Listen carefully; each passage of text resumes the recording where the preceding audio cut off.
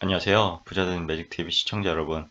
오늘도 이렇게 소중한 시간을 내어주시고 제 영상을 시청해 주셔서 감사합니다.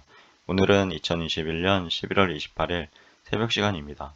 오늘 나눌 주제는 국토교통부에서 발표한 공유 주거 서비스 활성화 기준, 건축 기준도 알기 쉽게라는 부분으로 한번 말씀드려 보고자 합니다. 여기 보시면 기숙사 건축 기준 공유 주거 활성화 위한 공동기숙사 용도 신설, 그리고 건축물 세부 기준, 어렵고 복잡한 면적 높이 산정 기준, 그림으로 쉽게라고 이렇게 되어 있는데요. 한번 자세하게 알아보죠. 앞으로 공공과 민간이 대규모 공유 주거 서비스를 제공할 수 있도록 공동기숙사 용도가 신설되고 어렵고 복잡한 건축물 면적, 높이 등 산정 방법에 대해서 그림을 통해 쉽게 설명한 세부 기준이 마련된다고 합니다.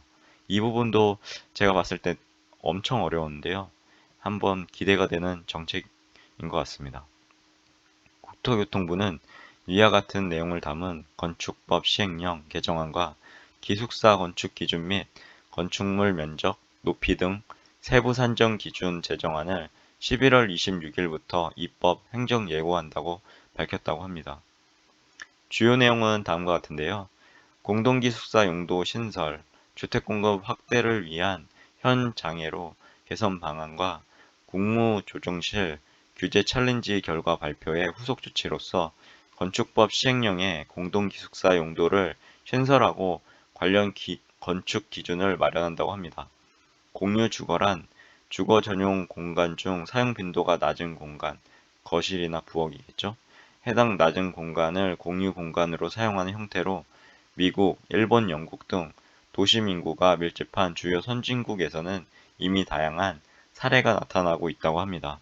우리나라도 1인 가구 증가 및 라이프 스타일 변화에 따라 공유 주거에 대한 소유가 증가하는 가운데 민간 부문에서 공유 주거 제도화를 위한 제도 정비를 제안해서 규제 챌린지를 통한 민간 전문가 그리고 관련 업계 회의 등을 거쳐 제도 개선안을 마련한다고 합니다. 이에 공공주택 사업자 또는 민간 임대주택에 관한 특별법에 따른 임대사업자가 일반인을 대상으로 대규모 공유주거 서비스를 제공할 수 있도록 공동기숙사 용도를 기숙사의 하위 세부 용도로 신설하고 기존의 기숙사 용도는 일반 기숙사로 명칭을 변경한다고 합니다. 해당 건축법 시행령 별표 1 공동기숙사 용도 신설에 대해서 현행 그리고 개정안이 이렇게 나와 있으니까요. 기존 현행은 기숙사만 있었고요. 개정안에는 일반 기숙사와 공동 기숙사라고 이렇게 두 개로 나눠진다고 합니다.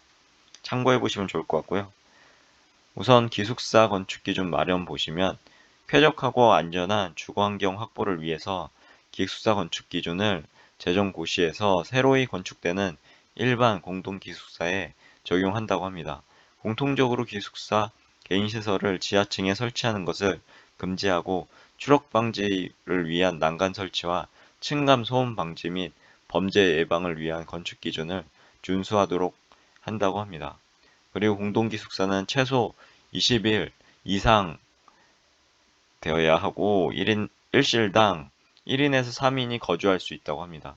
1인당 개인 공간은 10제곱미터 이상이고 1인당 개인 공간과 공유 공간의 합은 최고 주거 기준인 14제곱미터 이상 되어야 한다고 합니다.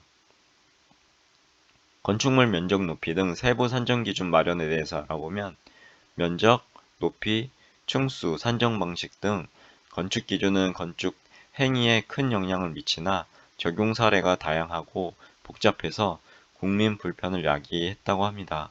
이에 작년 국정 현안 조정회의를 통한 2020년 10월 15일 날 열렸죠. 해당 회의를 통해서 발표한 국민 불편 해소 및 건축산업 활성화를 위한 규제 개선의 후속 조치로서 건축 기준 적용례와 해설을 그림과 함께 설명한 건축물 면적, 높이 등 세부 산정 기준을 재정 고시한다고 합니다. 예시를 보시면 건축 면적, 높이 등 세부 산정 기준 재정 고시안 보시면 현행은 건축법 시행령에서 이렇게 나와 있고요. 근데 개선안을 보시면 고시를 통해서 해설 보완을 이렇게 그림으로 그리고 이렇게 한다고 합니다. 국토교통부 엄정위 건축정책관은 이번 건축법 시행령 개정과 하위고시 제정을 통해서 사회환경 변화를 반영한 공유주거 서비스 제공이 활성화되고 어려운 건축 기준에 대한 접근성을 높여 국민 불편을 해소할 수 있을 것으로 기대한다고 밝혔고요.